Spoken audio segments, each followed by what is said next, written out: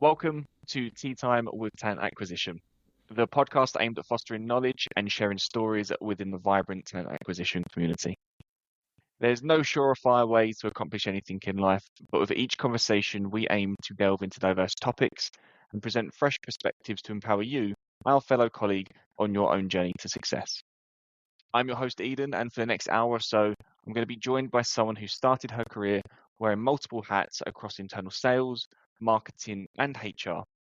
Over the last 8 years, she's not only been part of the transition and shift within talent acquisition from sourcing, but into more of a strategic advisory thinking position to help organizations create the right setups.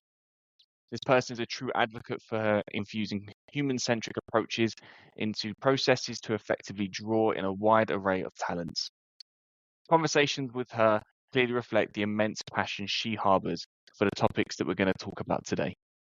So when you're ready, grab your favorite tea or coffee if you prefer, and join me in welcoming today's guest, Alaa, the Senior Talent Acquisition Partner from the team at Scoutbee. So thank you so much for joining. Thank you, Aidan, so much for the wonderful introduction. And I grabbed my coffee already. Oh, lovely. I've got mine here. I've got my tea. There we go. Well, look, I appreciate, like I said, you jumping on. So as we always like to start these conversations off, I like to understand what got you into talent acquisition and HR in general. So, tell me a little bit about why you do what you do. Okay, so I can, my career actually started back in 2010, right after graduation. And at that time, I joined as an HR generalist. So I was merely everything in the organization. But the thing that really ticked with me was talent acquisition, or actually back then was called recruitment, because at that time we were just expected to be an executor, filling in the positions, and that's it. So at that time, I wear many hats because I was hiring for different roles that didn't at all had to touch with business, where I graduated from. So it ticked with me because I thought, or I find it as a continuous learning.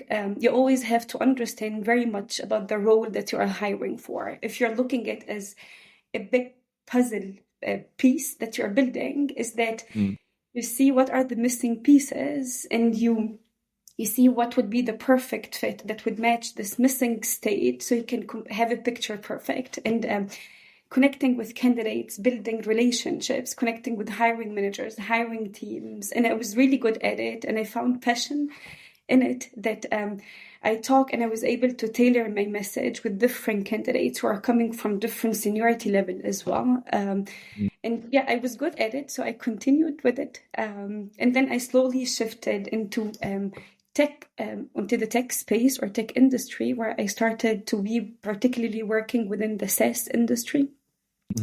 And I'm recently working in Scoutbee, so it's a SaaS procurement company, and I'm the one managing and leading the talent acquisition function in here. So yeah, that's about myself.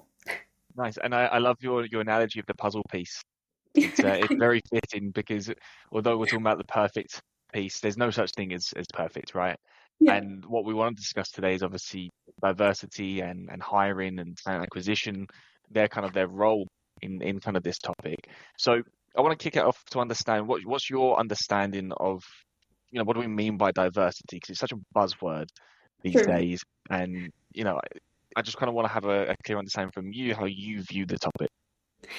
So diversity for me, it exists as a definition relationally within a group. So you can call a group of people a diverse people. So people are coming from different ethnicity, different cultures, backgrounds, sexual orientations, religions, and so on. So this is what you can call, or what you can name, a diverse culture to the core. But looking at it, I think there has been a little bit of moving away from this actual term. And when you talk with hiring managers or business stakeholders, they easily confuse it that an individual is a diverse individual, which doesn't exist. Because when you call a diverse individual, this means that you're actually labeling or actually identifying a person that there is a normal identity out there, and you are hiring against this normal criteria, which doesn't really exist. So I read a very interesting article about this, that we have to start decluttering from this terminology of hiring a diverse people, because diverse people doesn't really exist, but rather hiring a diverse group. So what you do is that you look at the culture, you look at the group that you are hiring for, or you want to build or want to expand.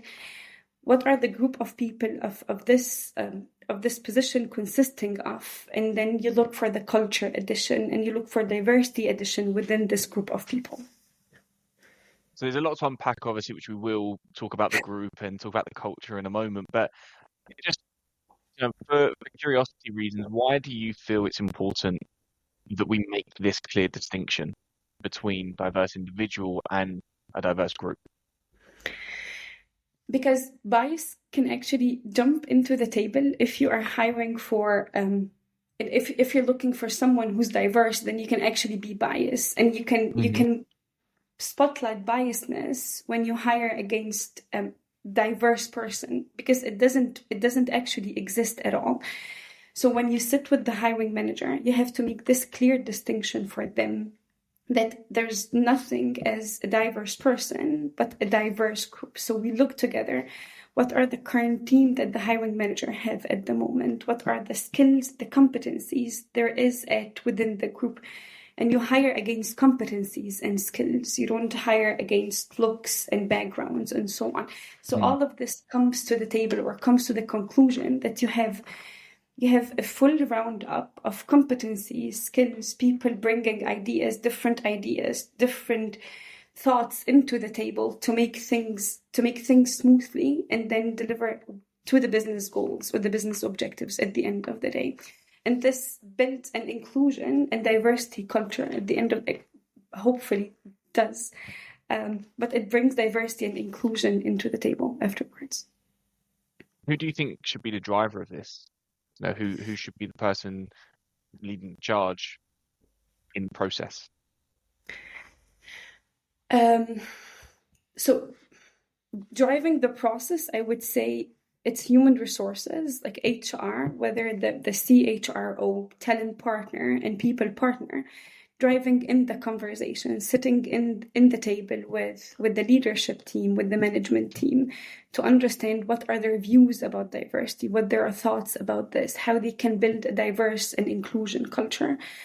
So you have to be in the beginning of the conversations with them, driving all of these thoughts, or putting in these thoughts in front of them to understand their thoughts about it. So you are the driving force, but then again, as a whole company, you are driving this ideology or this initiative forward. So obviously the big factor behind it is that you already mentioned, kind of the company culture.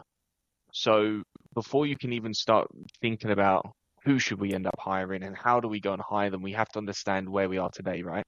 So how can somebody in the talent acquisition team get a clear picture of what the culture looks like, or from a diversity and inclusion perspective today?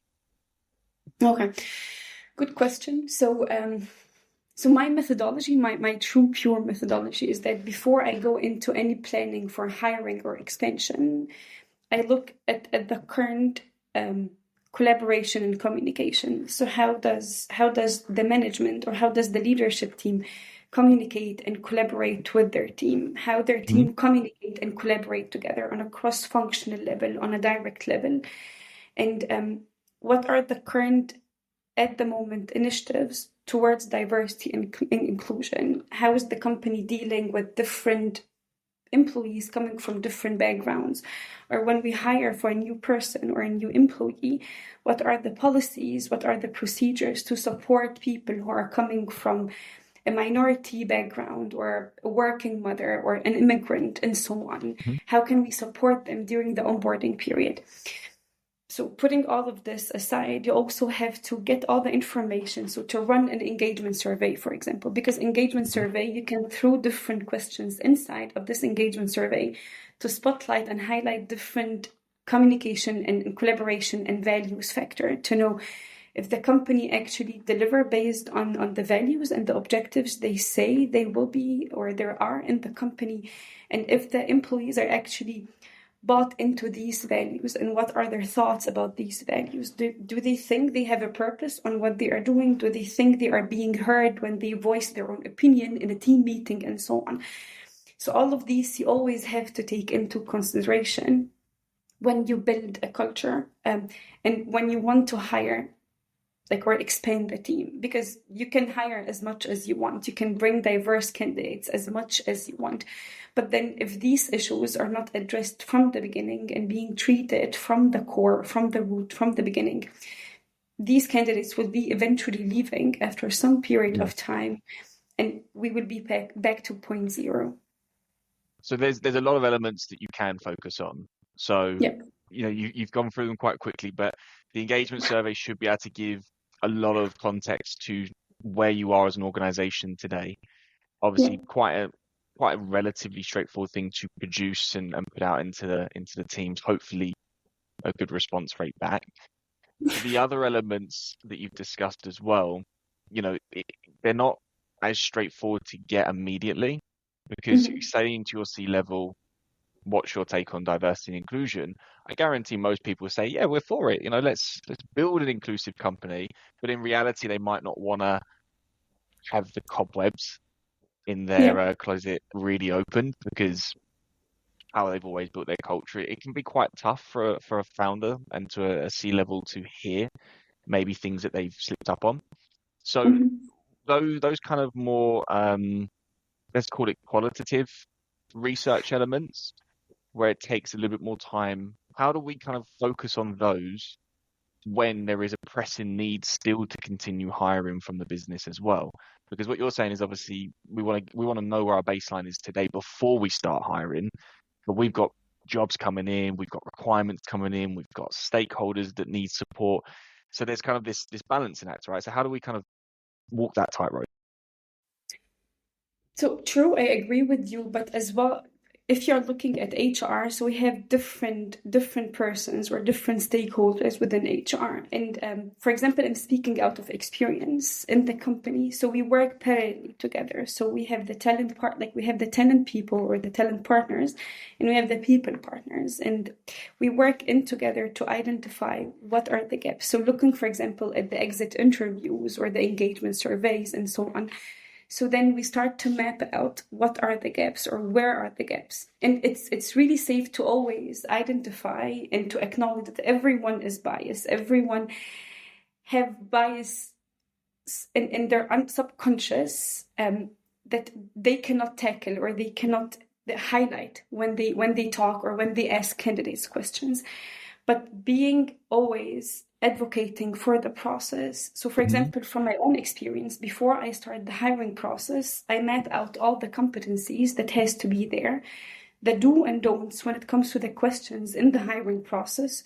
So you reach out to the stakeholders who will be attending the interview, and then you sit with them, explain for them what are the actual competencies that needs to be examined or need to be checked during the interview process. And then we drive questions that tackle or actually highlight these competencies, because you cannot give it or you cannot leave it for gut feelings when the stakeholders are being are interviewing candidates.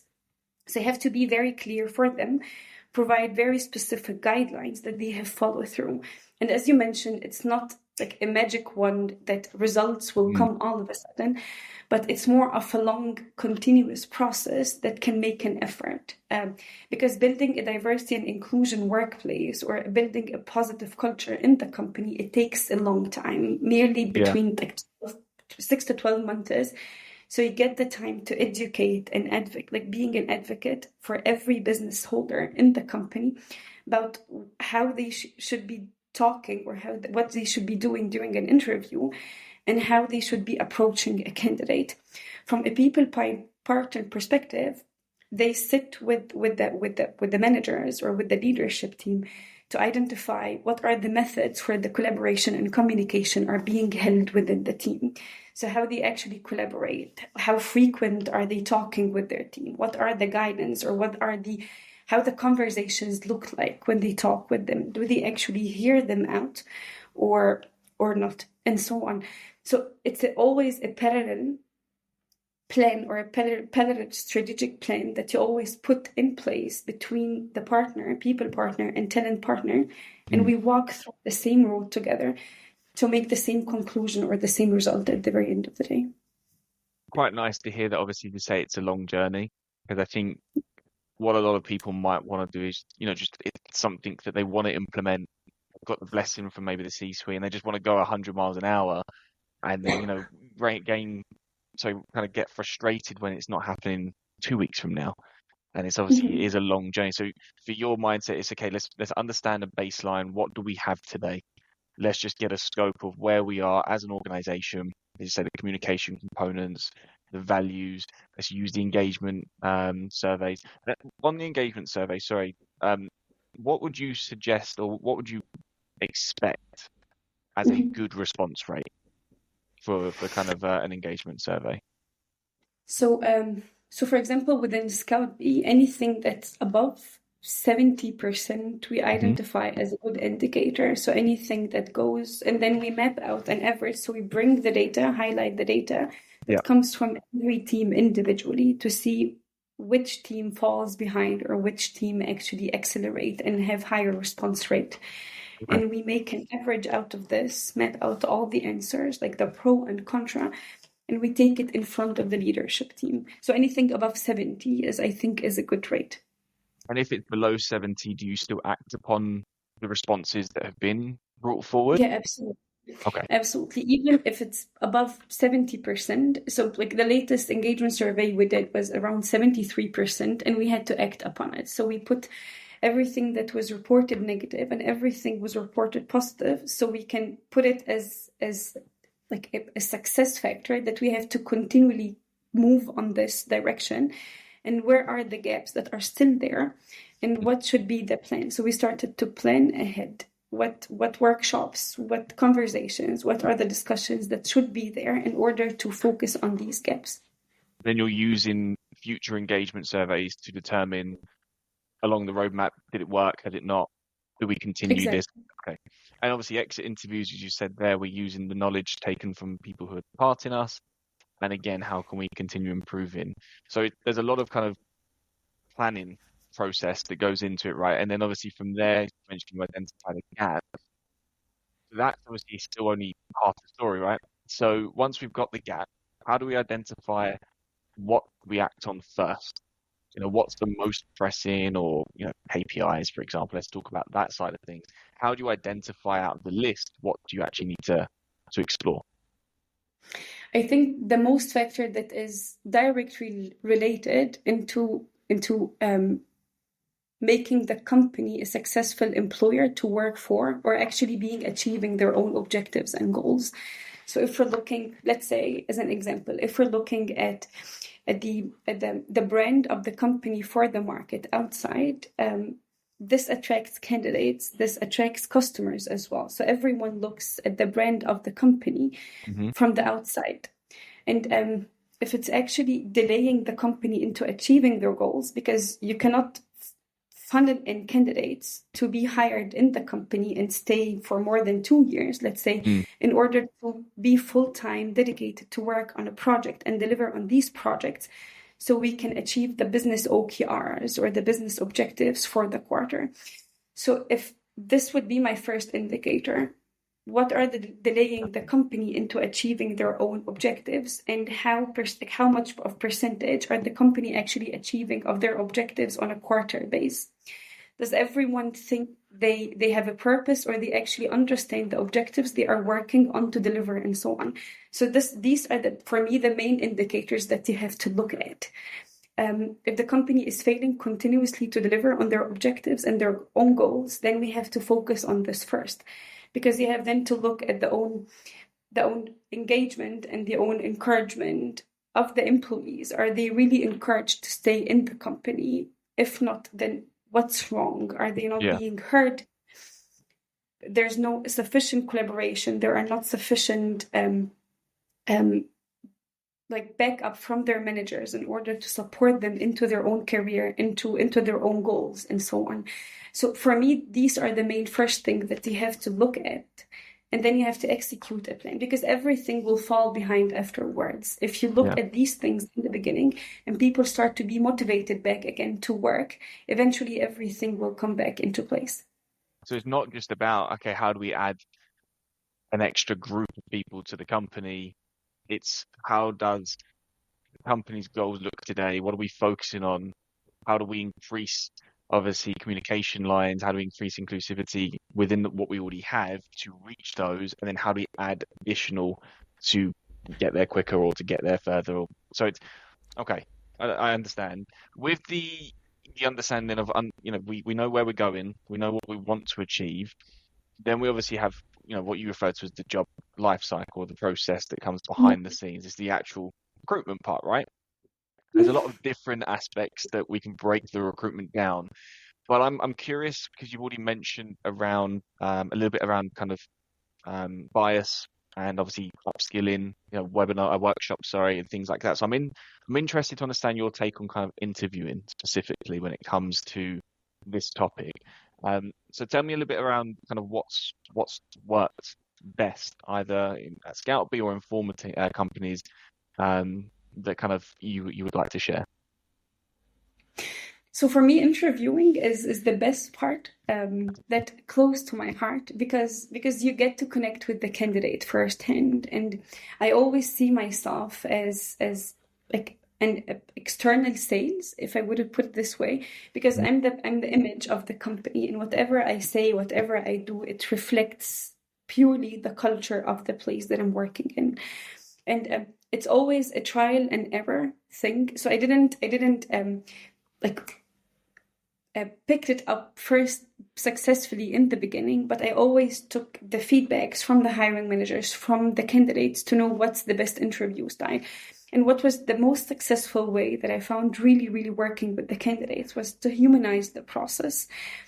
Humanizing the process means that you have to show respect, and you have to show that you really precious or appreciate the time of the candidate that they took in order to be interviewed you as a company.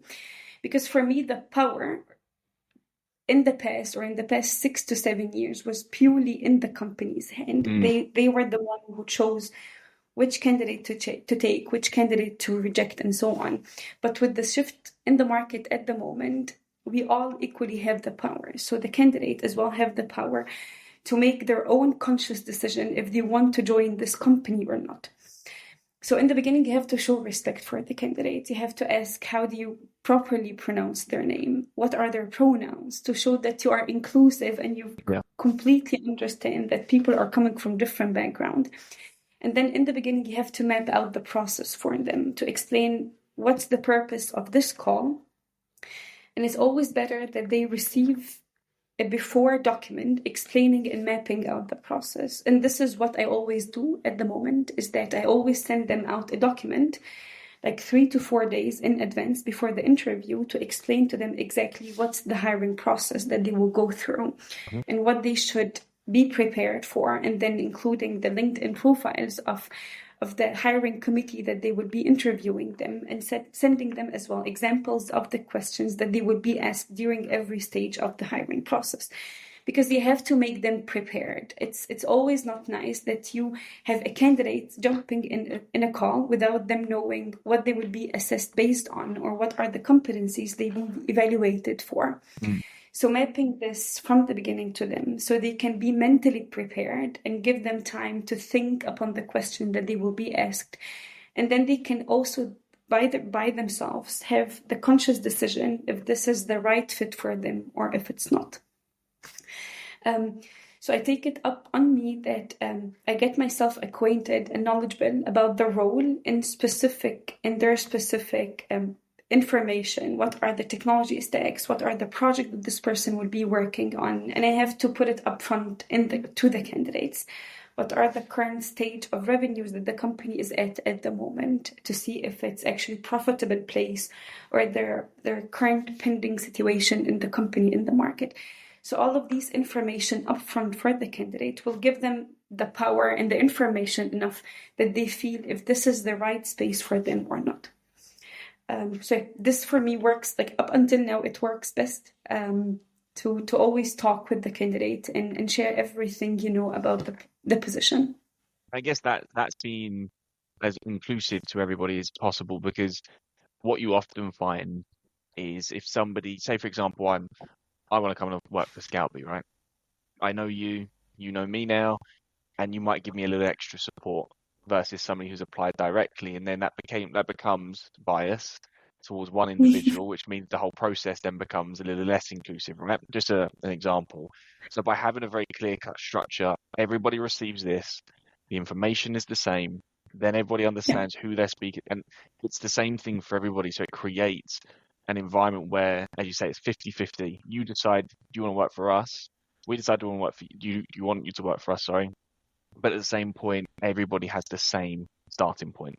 Then it's down to the exactly. core competency that you produced during the interview. And, you know, well, you also mentioned earlier about gut feeling. So can you explain to me what you mean by that? Because I guarantee people listening to this will go, oh, I've got a good gut feeling about that person, or a bad gut feeling about that person.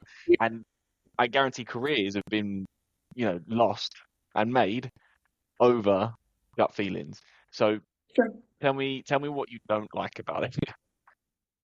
Yeah, I've had many conversations and many scorecard reviews after the interview, like with different business stakeholders, where I see the sentence, like, if I don't have a good gut feeling about this candidate. And this doesn't really qualify as an indication if this person is a good fit or not a good fit for the role. Because then you are falling into implicit biasness, is that you feel it for your own, you give it for your own feelings and your own biasness to see if this person connects with you somehow. They have the same attitude like you are, or have the same educational background and same interest. And this is where you don't have a gut feeling, or you might have not a good gut feeling about the candidate. Because at the end of the day, we connect at work on a project based, on a business side of things. So you have to evaluate the candidates based on proper and guided performance guidelines to see what is this position will be delivering based on business objectives and goals. If this person ticks all the criteria, then he's a good fit. Because if they have all the competencies that has been mapped out in the beginning of the process, and every stakeholder that was involved in the process was evaluating every candidate based on the same structure interview process, then this will be eliminated, and you cannot leave it for gut feeling at all. How do you change someone's perception of that then? Because again, the talent acquisition professional, and I agree, by the way, I think it's the right move to kind of rid that phrase. But how do you change the mindset of your hiring managers who've always hired that way, and we're trying to change their vocabulary and they may not understand it? So how have you kind of done that in the past? For me, I always drive the conversation. So when I look at the scorecard and I see a very biased ratings, for example, or not competency related ratings or scorecard being submitted from the hiring manager or different stakeholder and who has been involved in the process, I always sit with them. I ask, what were the questions that has been asked? What were the pitfalls that this candidate didn't answer, and then you map it out with them, you dig deeper with them, and then you have to map out for them very clearly what are a very gut feeling looks like, and what is a structured competency related evaluation looks like. So you have to make the clear distinction for them, because you might have the assumption that everyone knows and everyone is completely aware of their own biasness and will be fairly evaluating all candidates the same. But you always have to drive the conversation from the beginning. So during the kickoff meeting with the hiring manager and with the hiring team, you always have to clearly identify that this is the process. It's a structured way of interview. These are the competencies that will be evaluated. And then you have to make sure that everyone is evaluating based on the same criteria. Again, as I mentioned, it will always a trial and error. No one will nail it from the beginning. And you will always get people who have been submitting a scorecard based on nothing at all. And you always have to continue the discussion with them, schedule meetings, talk with them that this is not right, and or this is not how things are being done. And you have to look at the business objectives and business goals rather than your own gut feeling or your own intuition about someone. Which then So yeah, makes sense when you said at the very beginning about it shouldn't it's driven by everyone, but it should be kind of spearheaded by the talent acquisition team, because if you boil it down, you know, you're the gatekeeper, as you say. You're the first contact for the candidate. You need to present the organization, but also, you know, you're the gatekeeper to the hiring manager. You need to understand what they want, and you need to then educate both sides along the process to get the outcome that everyone wants, right? So it's down to the talent acquisition team and the people partners and the business partners to really drive.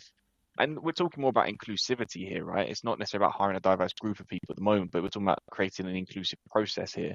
So about driving the right conversations, upskilling people the right way, and kind of being comfortable talking about it yourself as well. I find that quite a difficult thing to do sometimes. You know, I think I've personally tried very hard on my own journey to kind of skill in how to be more inclusive and how to communicate better with people, but it can be challenging. You know, you always slip into ways that you shouldn't or whatever. And I think it's kind of just recognizing we're all human, you know, we make mistakes, and it's about recognizing it and just trying to be better. I heard a phrase, I know you're a big fan of this as well. And I spoke about it a little while ago, actually. Obviously we were at articles and white papers and whatnot, and I used the phrase in there as well. It's about being an ally. And obviously as a white man, from obviously the UK, so European, you know, being an ally to an underrepresented group is you know, one of the best ways to drive inclusivity and diversity within a process. So can you explain to me a little bit about your take on what it means to be an ally or to be a partner, and then how someone could actually go out and try and educate their hiring managers on this themselves? so to make it very clear, I'm a partner for the company. So I'm working with the company to hire the best fit or the right fit for the role. But also I'm an ally to the candidates when I talk with them to see what's the best for them. Mm-hmm. And you have to educate the hiring managers about this, about that they have to look further for the competencies of the person, and if this person, their skills can be utilized for something differently, and if it can be actually used in a different way, in the best way for the company. Because sometimes, and I've seen it many times, a lot of times when I talk with the candidates during the hiring process, especially for candidates like who are women or people are coming from different ethnic background or coming like immigrants and so on, they would be accepting a demotion or a salary decrease because either they are just like want to land the job and they just wanted.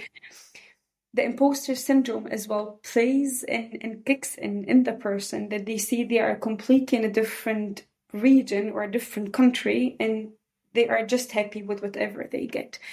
And from my side, I have to act as an ally to tell them, no, you're actually overqualified for the role, or your skill set matches something differently that we have already in the company, and we would like you to keep you as a prospect for this position in the future.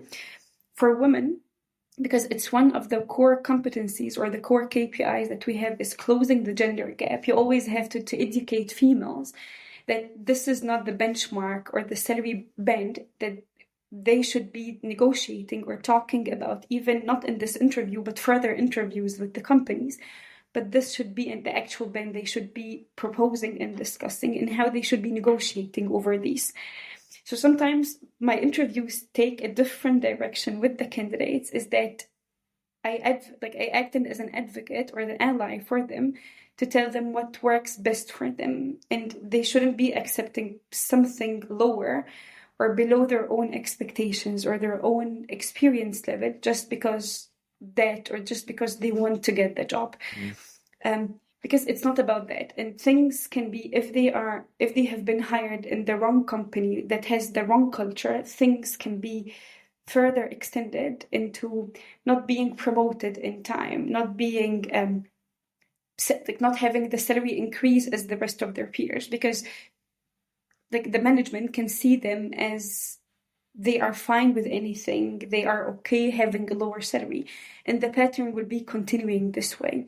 So giving them the power or giving them the encouragement that this is not that what they think that you should expect or accept from a company, it gives them the power as well, that they feel that they are being supported by a company, and this is a company that actually being truly inclusive and diversity, that supports candidates from different backgrounds and completely understand the different mentality of the people coming from different cultures. Point about how your interviews can take a different turn. Because I do find, and this isn't exclusive to internal, this is external as well, but I do find, and we use the phrase square peg in a round hole, right? So you're just trying to force a process through for whatever reason. You know, you might have a KPI to hit, you might have a stakeholder that's really kind of just needing someone, and you just want to put something in front of them. But that something is a person. And that's what I think people sometimes do forget. And it doesn't matter if you know you have the best company in the world, in your opinion, if it doesn't match what they want, or if you, as you say, you feel they're overqualified, the match long term is never going to be right. You know, they might start, but they'll leave very quickly, or you know, they might get all the way through to the process, get the offer, and never accept it because it was never right. So it's just a huge amount of time wasted.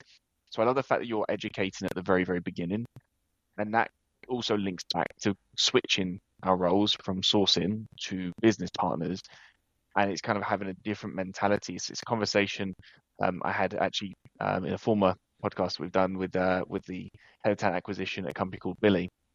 We had the same perception. It's our jobs as talent acquisition specialists are now focused about being real business partners and having the awareness is, does this person match today? If not, can they help match tomorrow, as you've mentioned? And if neither of those, how can we then educate them so they have the best experience from me and from the company in question that they might return to us in the future? And I've definitely had it in the past. Again, maybe it's a little bit easier as an external recruiter because I have a variety of roles that they can talk to me about. But I've known people for 8, 9, 10 years. I've never hired, but they always come back to me for jobs. When they're looking, I always seem to miss out on one or two individuals because the roles I have just aren't exactly what they want, but they come back and they try, but they value the work that I've done with them, and it's how you make somebody feel, and it's the allyship, as you say. The one thing is obviously talking about internal recruitment, right? And I mentioned it briefly to you before, and you might not use externals today, and that's, you know, maybe from experience, but there's going to be people listening who do work with external recruiters and they do work with maybe freelance recruiters or embedded recruiters or whatever. You have a perception because you're the business partner, because you're employed, you know, Scoutbee pays your monthly wages. But how do we get the externals or the freelancers or the RPOs to also share the same mentality around what we're talking about here about allyship and partnership as you do? So from my side, and I've worked in the past, just like didn't utilize it recently, but I've been working with external recruiters. And for me, the best way is to get them on board and for them to have the similar information that I do have. I always share with them everything about the company. So our value or the mission and vision statement, what our company stands for, how our teams are structured. As well, sometimes I share with them a product demo that they can read about it and understand what our product value proposition, so they can understand what the customers that we are working with, what our product offering, who are the teams that are working, what are the list of the benefits that we offer for our employees, what about salary raises cycle. So I give them all the information to qualify them to do the first screening call with the candidates. So if the candidate, for example, asks them, what are the development track in the organization, if it's vertical, if it's horizontal, and what's the development budget that this company is offering? What are the conversations that this company is having on a regular basis, on a quarterly basis, and so on. So I equip them with all the information so they make the best impression as much as they are working as an internal recruiter in the company. Because if they will be the first person that the candidate will face or will talk with, they should be properly prepared and know exactly what they say. I also as well invest that they are included in my weekly meeting with the hiring manager, so they know what good looks like. So what are the candidates profiles that we want to look at the moment? So what are the criteria, the competencies that we are being evaluated on? So as well, they can get their own perception of fairness. So what are the competencies or the skills that we are actually mapping out? So they can have as well a saying if they see, because as well, from my side, external recruiters have a very, very good understanding of the market. They see the candidates, they are aware of the skills in the market, and they can advise the business as well of what's the best for us. So if they see that there are some of the criteria that doesn't really make sense or will not ring a bell with the candidate that they have, they can actually also advise us. Yeah. So I give them the advisor role in the organization, or when we work together in utilizing or filling in a role. But as well, I equip them with all the information they need in order to make the proper or the right conversation when they approach a candidate. I think that helps close the gap between, sometimes it's like an us versus them mentality from both sides, where it should be a we mentality to support the business in question. And, external recruiters are limited in the sense, as you say, you've used them before, you don't need them today. It's natural.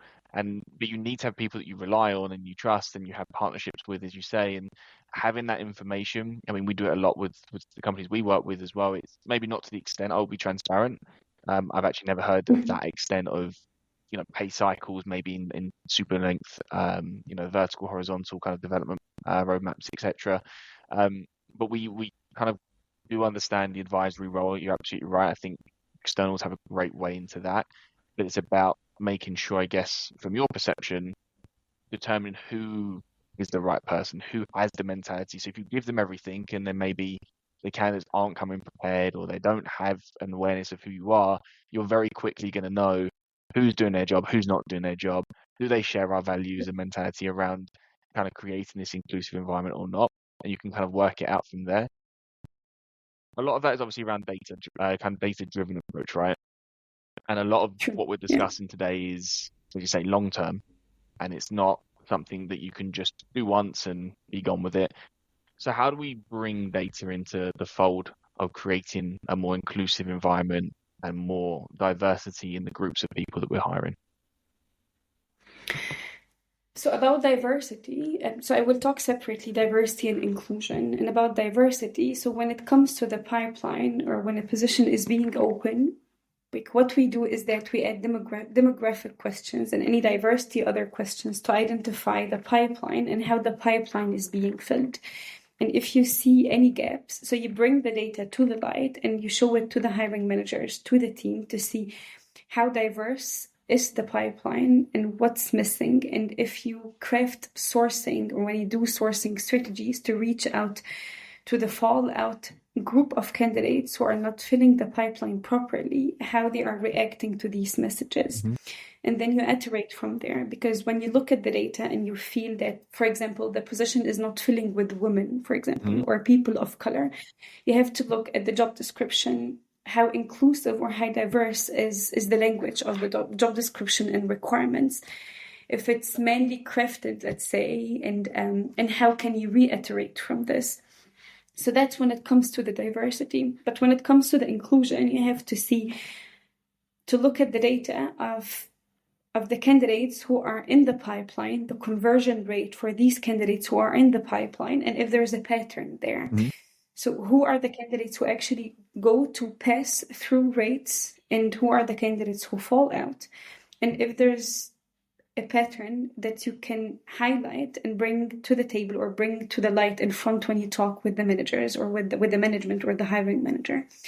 And you also have to check about the drop-offs. So how many candidates are dropping off the actual conversation through which stage of the hiring process. So if it's directly after the hiring manager interview or the technical interview with the team, and why are they dropping off? Are their messages are not being actually inclusive when they talk with them?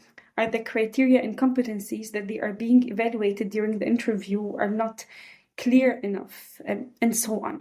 So all of these information you have to gather, and you have to map it out and bring all the numbers to light when the position is being filled. What I do is that I normally do it on a 2 weeks basis. So to look at the conversion rate of the candidates in the pipeline and how it's being filled. So you can back up your conversation when you talk with the hiring manager. You took the words right out of my mouth. My question was going to be how often. So we do a 2-week cycle sprint, essentially, evaluate, adjust. I really like the fact that we're not just utilizing the data and saying, hey, we've got a percentage dropping out after first interview, second interview. Because I'll be honest, we used to do that. We used to have a system called Cube19, which is like an external data platform, right? But it doesn't really identify outside of the numbers. And the numbers are great because it really says, okay, our first interview drop-off is dramatically higher than the second or third or whatever. But then there's no data to suggest why. So it's those conversations, and that's the mix between quantitative and qualitative kind of discussions, right? We've got the data. Let's go to people directly. What was happening? Let's read the scorecards with you. Is there gut feeling in there? Okay, why? Let's re-educate. But it's constantly having this conversation of why is this happening? And it's trying to improve every single step of the process, not just when you're feeling the burden. I think that's probably the other element to really factor in is we've got a low, and let's talk about gender because you mentioned obviously it's a drive to close the gender gap, but we've got a lower than average expectation of women applying. But why is that? Do we have a lower expectation of women already in the company? Do we have any women in senior leadership roles? How do we create opportunities to do this? But obviously women is one avenue. You've got obviously, as you say, a diverse group to look at. So it's constantly trying to work out how to improve marginal gains and then obviously keep going from there, which can become daunting. I imagine it can become. I imagine it can become quite daunting when you have all of this work in front of you, as well as all of your normal day-to-day work and all of your, kind of other projects you've got going on. What would you suggest? So I'm talent acquisition, I'm internal, I'm an individual contributor to the team. What would you suggest I do today to start this process, get the ball moving around creating a more inclusive and diverse group inside my organization? That's a very broad question. What's the first 2 steps? Let's start there, and then let someone else go on. No, but I can, out of my own experience, because when I actually first started in Scoutbee, so I had it on my own self as one of my own KPIs that I wanted to achieve is to bring more diversity in the table, which was one of my successes. So I started Scoutbee 1 year and like 8 months ago, and back then it was only 1 female in the senior leadership team. And then we had around 30% of females in the company across 100+ % at that time. So I took it up to myself that every pipeline that I will fill, it has with exactly 50% rate of female male and as well people coming from different minority groups. So it started to be more, and I started to drive the conversations more with the hiring managers, is that this is the current percentage within your team and this is what's still missing. Because coming from different backgrounds, you always come with different ideas and different qualifications that will definitely add into the culture of the company. And at that time, so only last month, we have reached a 42% of females, and then we have 4 females now on the leadership team. So it was a huge success for me, but as well, it takes a lot of discussions, not a lot of discussions, but continuous discussions. So you always have to remind the team that when you present a pipeline for them, the pipeline in itself, it has to be diverse. And you have to know how can you support these groups? Are there actual policies that when you hire someone coming from a different background or coming from a minority group, will you actually be able to support them? And what are the policies in place to support this in particular individual? For me, my day-to-day operation is hiring, but as well, I take it up on me to develop policies, to drive conversations, to sit closely with the strategic and the leadership team, so I can build in the conversations and build into their own mentality and the mindset that this is the norm, that you always have to hire for an addition to the company culture, and that's it. Culture addition is So it's just like yeah, 1 year, easy, 1 year plus. easy. I think I like that. It's obviously it's clearly a passion. So I think it's one of those topics that if you're not really driven, not really passionate about it, it's just going to become a headache. 3 months in, you're probably going to stop Yeah, it, and you're going to probably do more damage than good. In all honesty, So if it's true. something that you're truly driven by, then give yourself time. Give yourself a clear expectation in your own mind about what potentially you can do to drive the change. As you say there, you've given yourself a 50-50 kind of pipeline. That's the target. I imagine sometimes it doesn't always end up being direct 50-50, but Of course. that's the goal. And it's kind of, as you say, the incremental changes and how we go from there. I really appreciate you taking the time. A lot to take in. There's a lot of information in this, but it's all good. And hopefully, obviously, it helps people in their journey towards, creating more inclusive and diverse kind of organizations. And I think it's also, as you say, moving away from understand there's a norm and then there's a diverse group of people. It's like, no, it's just a diverse group of people, regardless of where we're from. And it's switching mentalities towards that. So thank you so much for sharing your insights. Absolutely. Thank you so much for hosting me I today. appreciate that. Enjoy the rest of your day. Thank you.